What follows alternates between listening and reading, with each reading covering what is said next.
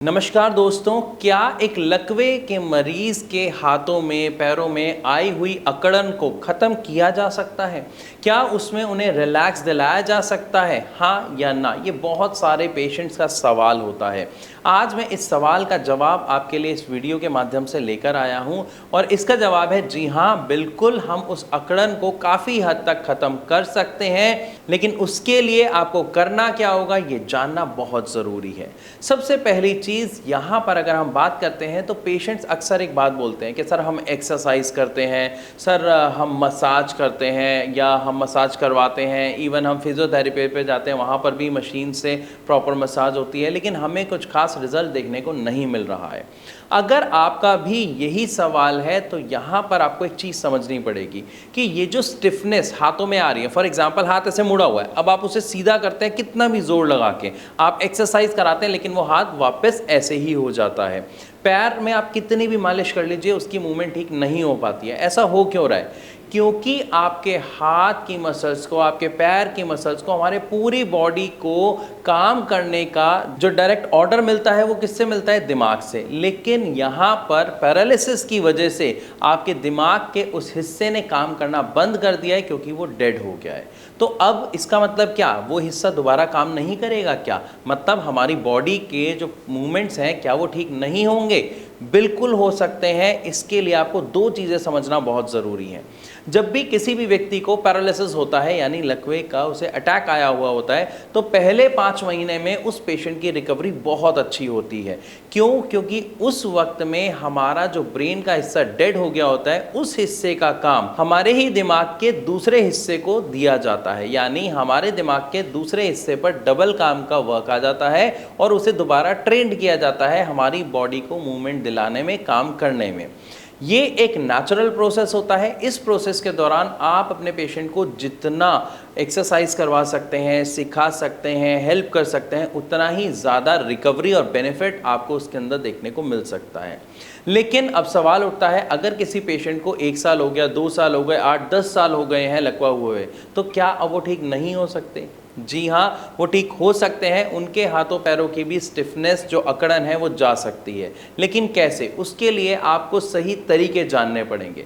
सही तरीकों की अगर हम बात करते हैं तो सबसे पहली चीज़ आपको समझाने की कोशिश करता हूँ, आप खुद देखिएगा क्या आप ये करते हैं या नहीं। तो अगर हम यहाँ पर बात करते हैं मसाज की, यानी आप मालिश करते हैं, मालिश करते वक्त आप एक चीज़ का ध्यान रखें, आप मालिश कर कैसे रहे हैं, आपके तरीके क्या हैं। यानी अगर किसी का हाथ अकड़ा हुआ है, हाथ में अकड़न है, वो सीधा करते हैं और फिर मुड़ जाता है, तो क्या आप उस हिस्से के बैक साइड में, यानी ये कोहनी का हिस्सा है, कोहनी से ही मूवमेंट आ रही है, उस मूवमेंट के बैक हिस्से में आपको मालिश करनी है। आप जब इस हिस्से में मालिश करेंगे तो उस मालिश से हीट जनरेट होगी, उस हीट की वजह से मसल्स में रिलैक्स आएगा और प्रॉपर एक्सरसाइज हो पाएगी उस पेशेंट की, यानी मूवमेंट आने में काफ़ी ज़्यादा हेल्प मिलेगी। इसी के साथ साथ जहाँ पर भी, अब मान लेते हैं पैरों में दिक्कत है, पैरों में स्टिफनेस है, आपको वो स्टिफनेस दूर करनी है, वो अकड़न दूर करनी है, तो क्या करना है कि घुटने के पीछे की तरफ, यानी आपका जो पैर है उस पैर के पीछे की तरफ, जैसे हम पिंडली बोलते हैं, उस साइड आपको मालिश करनी है हल्के हाथ से, और ऊपर की ओर करनी है, नीचे की ओर नहीं करनी। ऐसे ही हाथ में जो मालिश है वो आपको ऊपर की ओर करनी है, नीचे की ओर नहीं करनी। ऐसा क्यों? मैंने अपनी पिछली वीडियो में डिटेल से समझाया है। आप एक बार मेरे चैनल पर विजिट करके उस वीडियो को ज़रूर देखें, आपको समझ आएगा कि मालिश करने के गलत तरीके क्या होते हैं, जिसकी वजह से फ़ायदे की जगह क्या नुकसान हो सकता है। तो ये चीज़ तो हमें समझ आ गई कि किस तरीके से हम उस स्टिफनेस को ख़त्म कर सकते हैं। लेकिन यहाँ पर फिर दोबारा एक सवाल आता है कि मालिश तो हम इतने साल से कर रहे हैं, स्टिफनेस ख़त्म क्यों नहीं हो रही है? रिलैक्स ज़रूर मिलता है लेकिन वो स्टिफनेस आपको फिर कुछ दिनों में वापस आती हुई दिख जाती है। ऐसा क्यों?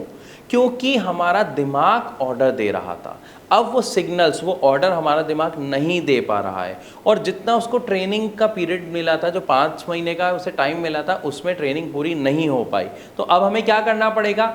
हमारे दिमाग में एक प्रोसेस चलता है जिसका नाम होता है न्यूरोप्लास्टिसिटी। वो जो 5 महीने में इंप्रूवमेंट आती है ना, वो न्यूरोप्लास्टिसिटी की वजह से आती है। तो हमें क्या करना होगा? ऐसा ट्रीटमेंट, ऐसी मेडिसिन लेनी होगी जिसकी वजह से हमारा वो ट्रीटमेंट दोबारा स्टार्ट हो सके, हमारे दिमाग को बूस्ट मिल सके और हमारे पेशेंट की बॉडी में हमें रिकवरी देखने को मिल सके। अब इसके लिए आप जो भी ट्रीटमेंट लेते हैं उन मेडिसिन को एक बार गूगल करके देखें और चेक करें कि क्या कोई ऐसी मेडिसिन आप ले रहे हैं जिसकी वजह से न्यूरोप्लास्टिसिटी का प्रोसेस बूस्ट हो रहा है, उससे हेल्प मिल रही है। अगर नहीं तो अब आप खुद समझ जाइए कि आपका ट्रीटमेंट क्या है और क्यों आपको रिजल्ट नहीं मिल रहे हैं।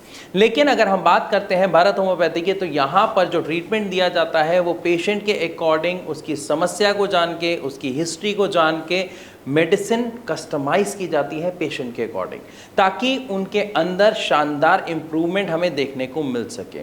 साथ ही साथ हमारे जो डॉक्टर्स होते हैं वो लगातार हमारे पेशेंट से कांटेक्ट में रहते हैं, उन्हें प्रॉपर डाइट चार्ट प्रोवाइड करते हैं, उन्हें प्रॉपर एक्सरसाइज चार्ट प्रोवाइड करते हैं, जिसकी वजह से हमारे पेशेंट में बहुत ही शानदार इम्प्रूवमेंट हमें देखने को मिलती है।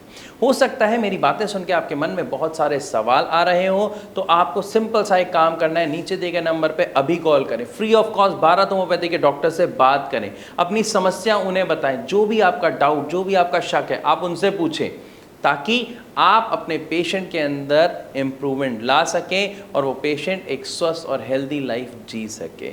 अगर वीडियो अच्छी लगी तो इसे ज़्यादा से ज़्यादा व्हाट्सएप के माध्यम से उन लोगों के साथ शेयर करें जिनको पैरालिसिस की समस्या है, जिन्हें लकवे की समस्या है, और आप कमेंट के माध्यम से भी अपना सवाल मुझ तक पहुँचा सकते हैं। वीडियो अच्छी लगी तो इसे लाइक ज़रूर करें, इसे ज़्यादा से ज़्यादा शेयर करें।